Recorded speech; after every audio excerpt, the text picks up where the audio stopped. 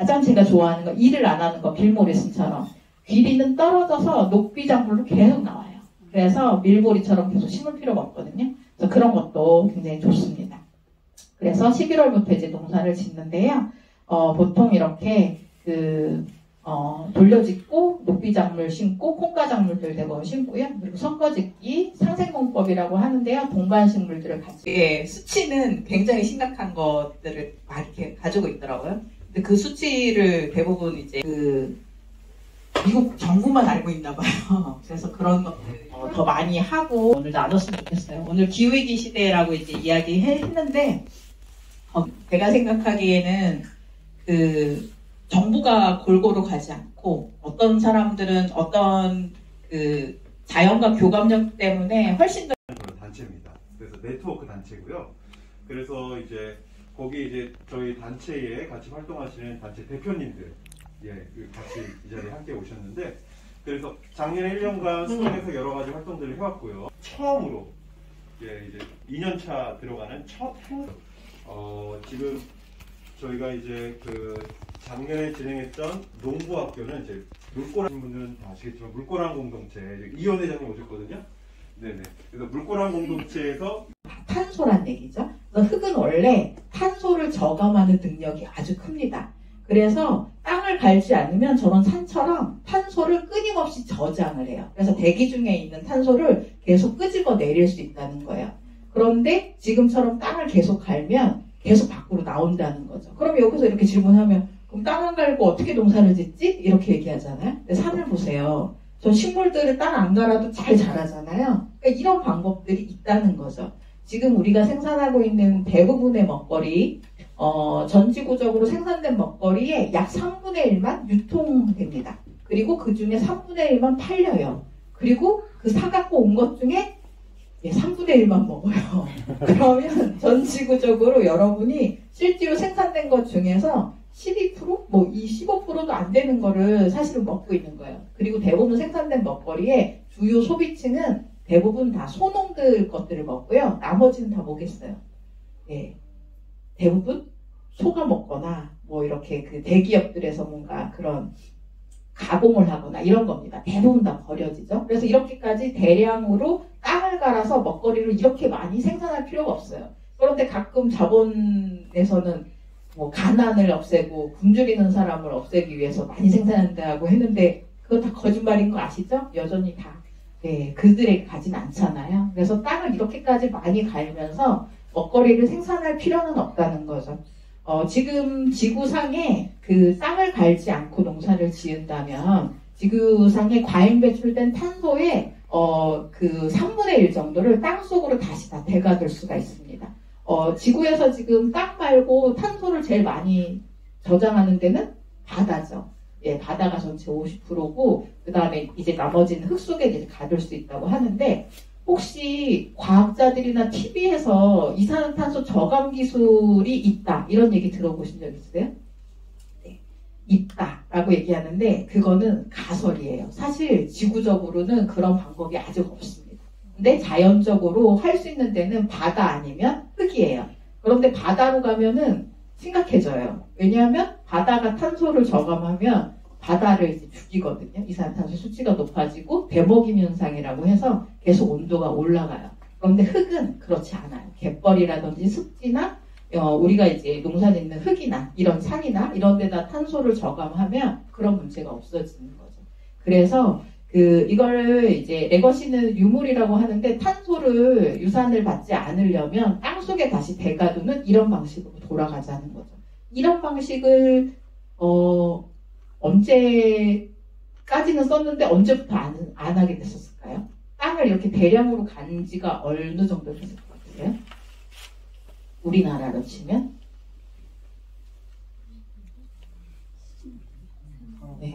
네, 우리나라 그래봐야 60년대 말 70년대 초예요. 그래서 그렇게 이게 불가능한 게 아니라 이전에는 다 이렇게 먹고 살았다는 거죠. 근데 지금은 막 생각하면 불가능할 거라고 막 생각하는 거예요. 그렇지만 가능합니다. 그래서 이 대기 중에 있는 늙은 탄소의 3분의 1을 땅속에다 가두는 이 프로젝트, 과학자들이 전 세계에서 이산화탄소 배출량을 가장 저감할 수 있는 방법들을 이렇게 순위로 매겨가지고 이것들을 수치화했는데 그 방식을 1등부터 4등까지 쭉 추려봤어요. 20등까지 추렸는데 1등부터 4등까지가 다 퍼마컬처 농법이고요. 5등은 뭘까요? 5등은 의외의 것이었어요. 네, 여성을 교육하는 겁니다. 네, 그래서 그 여성 전지구적으로 여성을 교육시켜서 이 이산화탄소를 저감할 수 있는 방식을 이제 만들어내면 달라질 것이다 이렇게 보통 보고 있는데 이 앞에서 뭐 그 땅 속에 탄소를 저감한다든지 퍼마컬처 농법을 이제 재생농법이라고도 하는데요.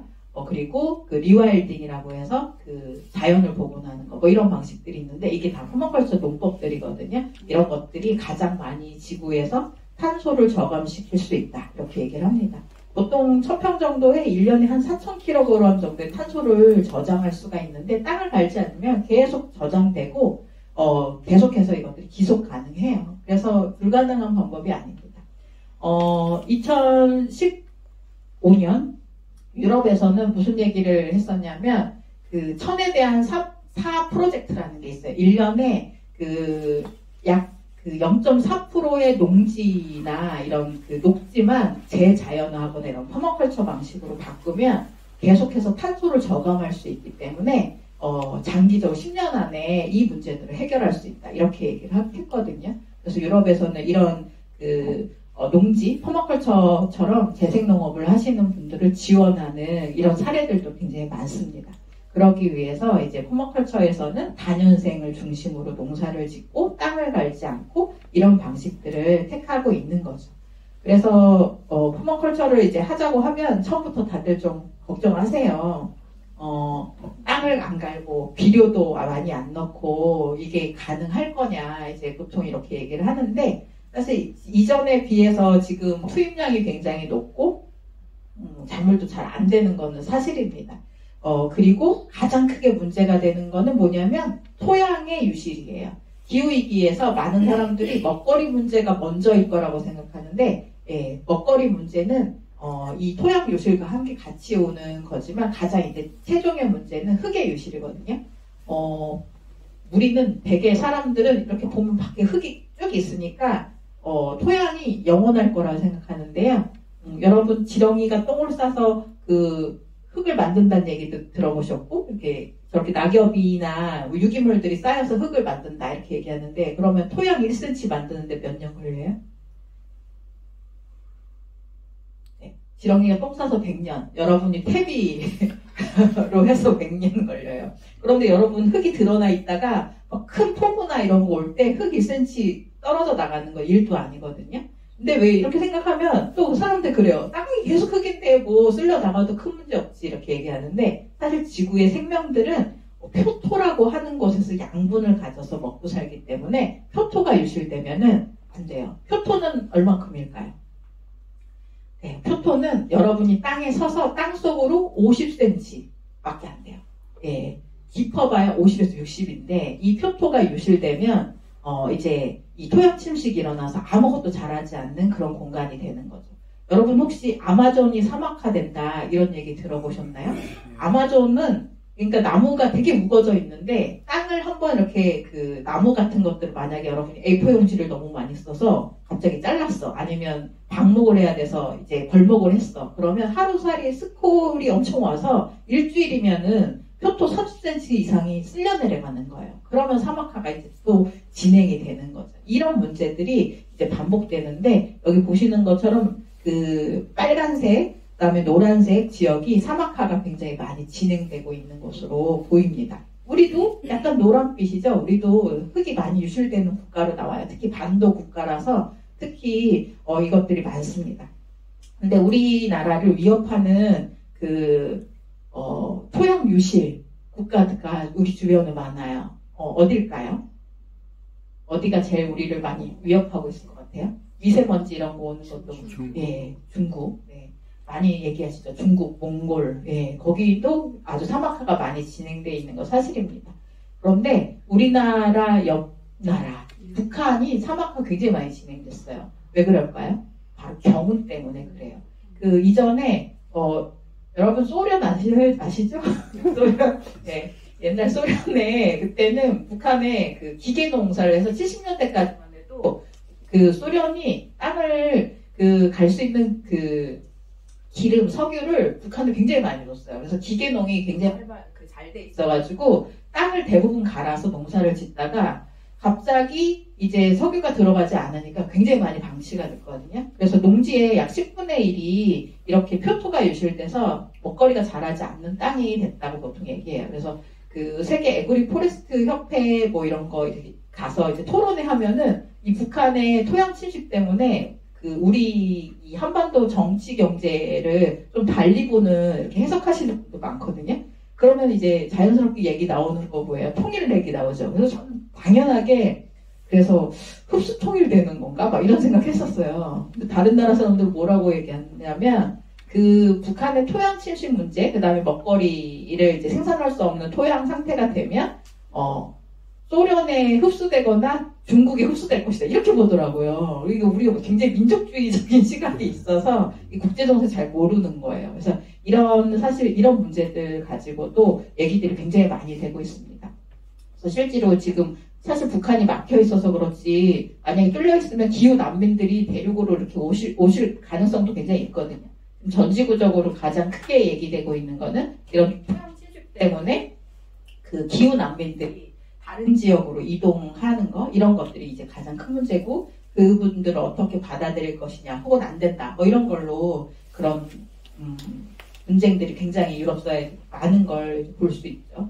그래서 실제로 이런 것들이 남의 일들이 아닙니다. 그래서 이 토양 침식이 2030년에 과학자들이 가장 크게 얘기하는 게 바로 토양 침식에 의해서 먹거리를 기를 수가 없어서 이제 먹거리 문제가 발생할 것이다. 이렇게 보고 있어요. 그때는 또 기름이 되게 비싸지니까 유통이 지금처럼 뭐 배나 물류가 이동하는 그런 상태가 아닐 거기 때문에 이제 그 지역에서 생산할 수 없는 상태가 되면 더 심각해지는 거죠. 근데 2040년까지 몇 년 안 남았잖아요. 근데 우리는 농부는 평균 연령이 73세시고 예. 네, 유망 직종이 나타났어요. 네, 농사를 지으셔야 됩니다. 다 여러분 앞에 와서 예, 머리를 조아리며 음식을 달라고 할지도 몰라요. 그래서 저는 네, 아주 유망 직종이라고 생각하는데 그래서 그런 위기에도 불구하고 여러분이 한 가지만 협력하시면 가능합니다. 바로 그게 뭐냐면 바로 광합성이에요. 그 아까 토양 탄소를 저장하는 건 사실 이 광합성을 하면 되는데 광합성은 너무 자연스럽게 되는 거잖아요. 숨 쉬면 여러분이 이산탄소 배출하면 식물이 이산탄소를 산소로 이제 바꿔주고 또 나머지 그 당류를 뿌리에 저장하잖아요. 그래서 그게 이제 광합성인데 생각해보면 너무 신기한 일이에요. 그래서 이것이 가장 잘 이루어질 수 있도록 여러분이 협력하시면 되는데 대부분 이 탄소는 나무나 식물의 뿌리에 저장이 됩니다. 나무만 보여드렸지만 풀 같은 경우 더 많이 저장을 해요. 풀 같은 경우에는 뿌리 70% 정도 저장하니까 이렇게 그 1년생보다는 다년생 풀 같은 것들 심으시면 훨씬 좋겠죠. 그런데 이 탄소는 그냥 식물의 뿌리가 저장을 하는 게 아니고 실제로 이 저장을 하는 친구는 뿌리가 아니고 따로 있어요. 바로 이 뿌리 끝에 살고 있는 그 미생물, 금균균이라고 하는 이런 여러 종류의 미생물들인데 여러분이 그 숟가락을 하나 들고 나가서 밖에 나가서 이렇게 한 숟가락을 딱 푸잖아요. 흙을. 그러면 그 한 숟갈에 지구에 사는 사람보다 더 많은 미생물이 들어있어요. 그 정도로 아주 많은 미생물들이 있는데 이 미생물들이 바로 탄소를 저장하는 능력자들입니다. 근데 이 친구들은 왜 탄소를 저장하냐면 이 친구들은 화학자이기 때문에 그래요.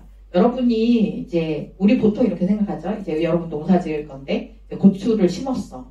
고추를 심어서 내가 퇴비를 주면은 작물을 내가 길렀다고 생각하고 잘 자랐다고 생각하는데 여러분은 그 가운데 매개자를 까먹은 거예요. 사실은 미생물이 이 그 유기물인 퇴비를 분해해서 무기물로 바꿔야지만 이 식물은 이걸 먹을 수가 있어요. 그러니까 중간 매개자인 이 미생물이 없으면 뭘 하죠? 아까 얘기했던 양해, 농약, 비료 이런 것들을 주어야 작물이 자라는 거예요. 그러니까 그런 상태가 아니고 자연적으로 식물이 자라는 방식은 이 미생물을 이제 키우는 거죠.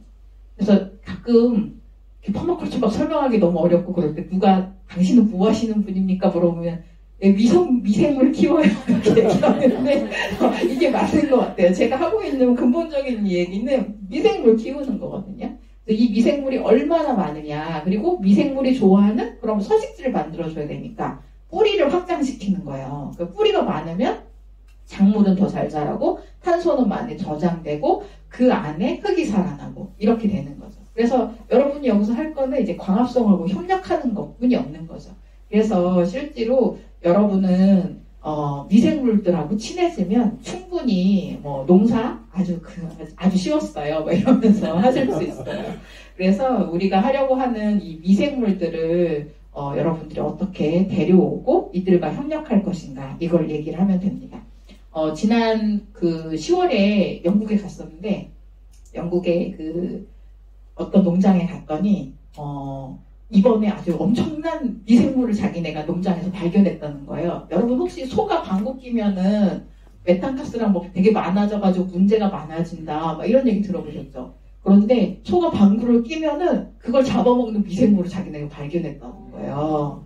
예, 그래서 그 미생물에 대해서 막 얘기를 하더라고요. 실제로 그런 미생물들이 굉장히 많은 거죠. 그래서 그런 미생물들을 우리가 잘 서식할 수 있는 환경을 만들어주면 사실 이산화탄소 문제도 해결할 수 있다는 거죠. 그래서 저는 여러분들이 미생물들을 많이 증식시키고 하시면 좋겠습니다. 미생물은 어디서 데려오면 좋을까요? 미생물? 네. 쭉 보세요. 이상하게 농사가 잘 되고 나무가 잘 자라는 데가 있어요. 그런데 가서 이렇게 낙엽을 드셔보시면 그 낙엽 아래에 무슨 거미줄 같이 생긴 것들이 이렇게 보이는데 그게 다 미생물이에요. 그런 것들을 집에 와서 물에 타가지고 한쪽 방향으로 한 30분 저어주세요. 그래서 그 물을 분사를 하면 땅에 미생물이 이식됩니다. 여러분 이번 주말이 무슨 날이죠? 대보름이에요. 우리나라 전통에서 뭐가 있냐면 이 시기에 그 밥을 해서 산에다가 묻어 놓습니다. 예, 산에다 묻어 놓으면은 이제 곰팡이가 이렇게 끼는데 그걸 이식해서 밭에 뿌리는 거야. 고시래 하면서. 이게 아주 전통적으로 미생물 모아놓은 방식이거든요. 그래서 동네에 영험한 나무나 좀 뭐 숲이 우거지고 좋은 데에다가 밥을 좀 묻어 놓으세요. 그래서 한 일주일 있다가 갖고 와서 그걸 이제 흙에 섞어서 밭에 뿌려주시면 흙이 굉장히 살아나고 연료만큼 훨씬 좋아요. 너무나 좋고, 예, 그 벌레 같은 거 병충해나 뭐 이런 것들도 거의 없어지는 그런 것들을 만들 수가 있습니다. 그래서 미생물들하고 친해지는 거, 이게 아주 중요합니다. 그런데 그 기후위기가 이제 가속이 되면 가장 큰 문제는 이렇게 우리가 이제 나무도 심고 농사도 이제 해보려고 마음을 먹었는데 1.5도씨가 넘어가거나 이렇게 예측이 불가능한 기후가 많아지면 이제 나무라든지 생태적인 보건을 하는데 실패 확률이 굉장히 높아져요. 특히 1.5도씨가 넘어가면서 이제 식물을 이제 심었는데 그것이 큰 나무로, 큰 식물로 그 다년생으로 자라게끔 하는 시간이 불가능하거나 대부분 고사하거나 이런 일들이 많이 생기거든요. 여러분 공원을 만약에 우리 동네에 만든다고 공원 녹지가에서 왔어. 그러면은 제일 많이 하는 게 아주 큰 나무를 갖다 심잖아요. 큰 나무 갖다 심으면 처음에는 되게 보기 좋은데 수명이 확 줍니다. 왜 줄을까요? 이게 뿌리를 건드려서 뿌리에 미생물들이 이제 없는 상태가 되기 때문에 식물의 수명이 딱 떨어져요. 그래서 10년 이상 된 나무를 옮겨 심으면 식물이 30년 이상 가기가 쉽지가 않아요. 근데 이제 1년이나 5년 산 아래쪽에 식물들을 심으면 이 미세 뿌리들이 확장되면서 미생물하고 그 자리에서 협력을 하기 때문에 소위 말하는 신목, 100년 이상 된 나무를 만들 수 있거든요. 그건 굉장히 일반적인 건데 이제 그런 것들을 하기가 어려워진다는 거예요. 왜냐하면 그렇게 성장하기가 쉽지가 않으니까. 그래서 1.5도씨가 오르기 전, 최소 2도씨가 오르기 전에 그런 생태적인 복원들이 이제 필요하다는 거죠. 여러분, 재작년에 그 강남에 그 물 꼴깍하고 잠겼었잖아요. 우리나라에서 제일 부자 동네가. 원인이 뭐라고 그러던가요? 배수가 뭐 좀 용량이 부족하다 뭐 이런 얘기 많이 하는데 배수 용량이 부족할 수 있죠. 원래 그 강남이 좀 습지 지대인 거 맞습니다. 그런데 서울 지역으로 봤을 때는 그닥 좁은 공간이 아니었어요. 굉장히 큰데 그 강남이 유독 서울에서 부족한 게 있었어요. 뭐가 부족했을 것 같으세요?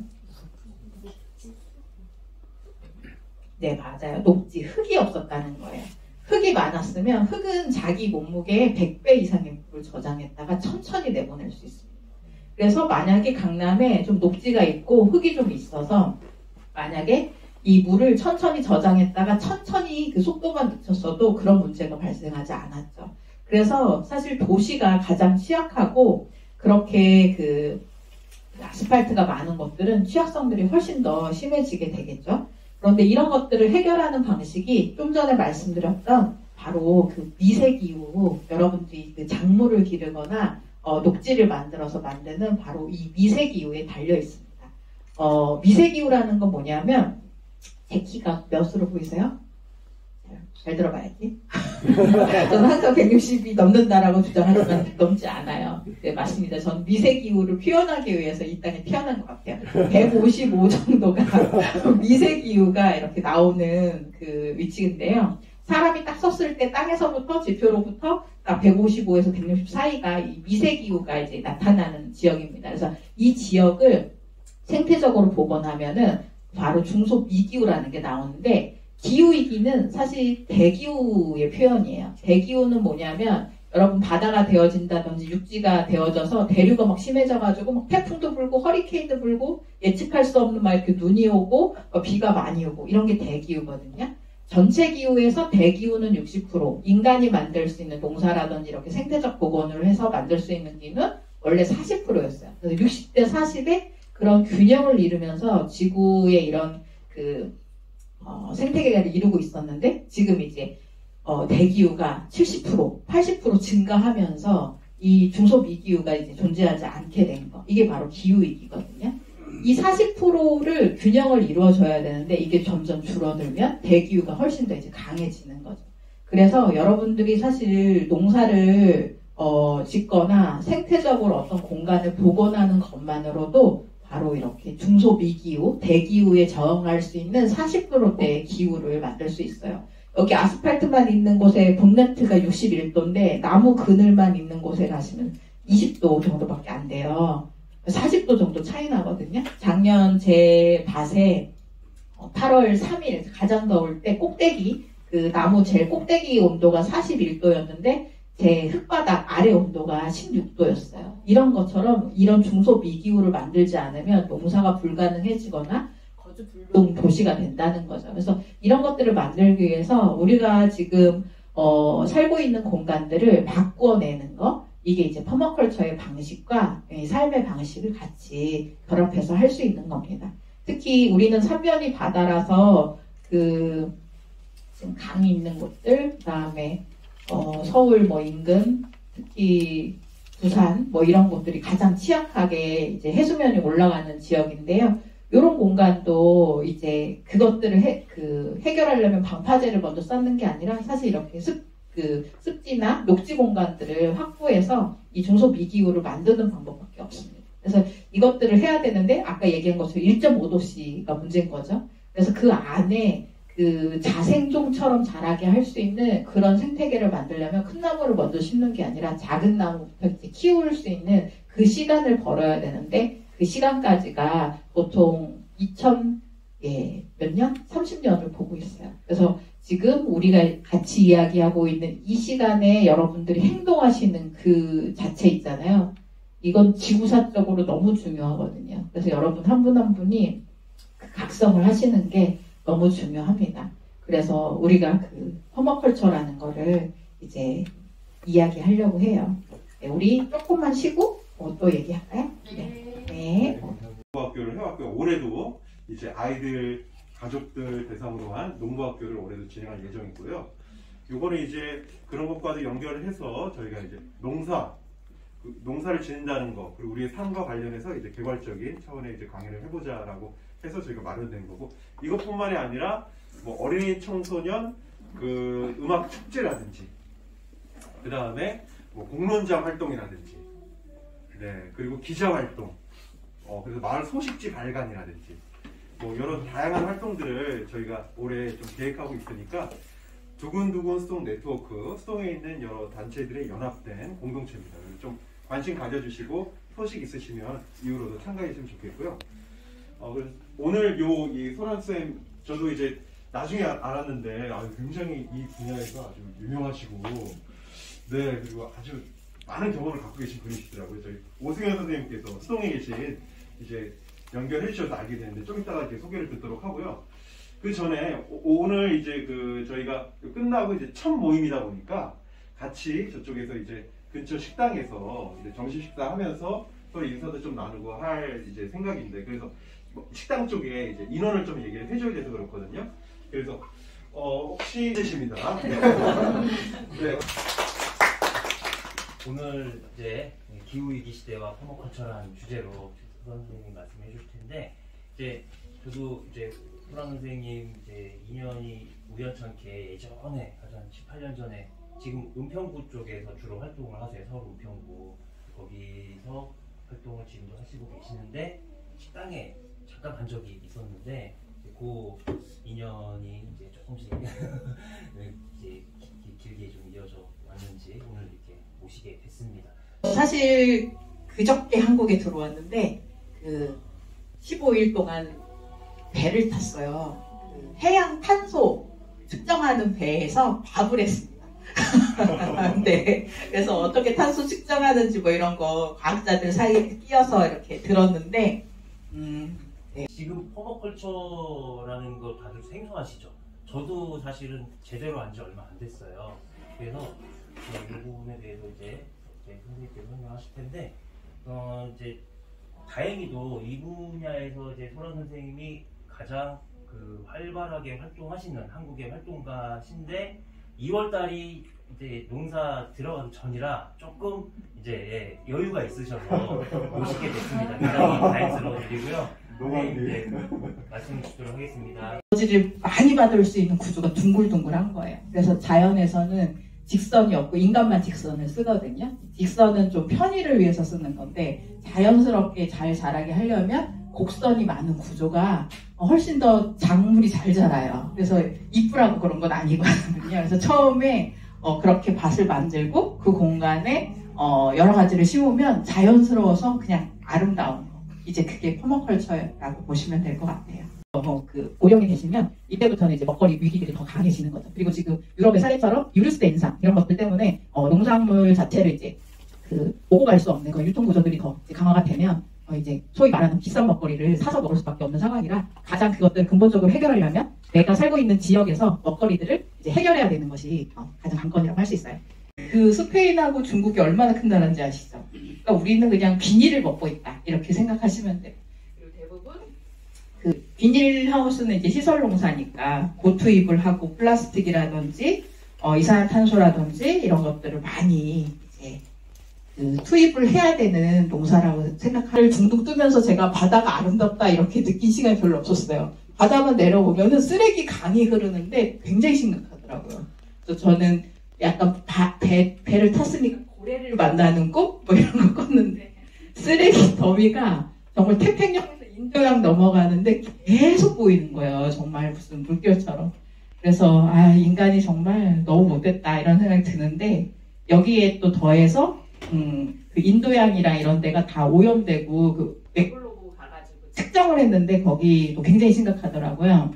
근데 그게 바로 스스로를 살릴 수 있는, 돌볼 수 있는 방법을 만든 게 이제 바로 퍼머컬처고요. 퍼머컬처는 아주 어려요. 예, 1978년에 시작됐습니다. 이 시기는 이제 2차 오일 쇼크가 있어가지고 베트남 전쟁 이후로 오일 쇼크 이후에 이제 이렇게 석유 중심으로 살 수 없겠구나라고 이제 생각한 사람들이 있어요. 어떤 일이 지구사적으로 있었을까요? 계속 퍼져나가는 것들이 이제 영혼을 말살한다 이렇게 생각하는 것들이 이제 유럽의 젊은이들 사이에서 굉장히 컸어요. 그래서 10년 전에는 68혁명이라고 하는 큰 혁명이 있었고 그 이후에는 이제 뭔가 다른 방식의 삶들을 만들어야 된다고 하면서 이 시기에 이제 많이 만들어진 게 바로 생태마을들이에요. 그래서 지금도 유명한 뭐 핀돈 공동체라든지 뭐 전생 이타카 공동체라든지 이때 히피들이 다 만든 거예요. 그래서 그런 영화도 보시면 막 히피들이 막 벌판 같은 데 가가지고 막 생태마을 만들고 그런 데들이 이 시기에 막 몇천 개가 넘습니다. 뭐 망하기도 굉장히 많이 망했어요. 네. 네. 여기는 착한 책방입니다. 설경이 아름답습니다. 어제 많은 눈이 내려서 눈이 하얗게 쌓였습니다.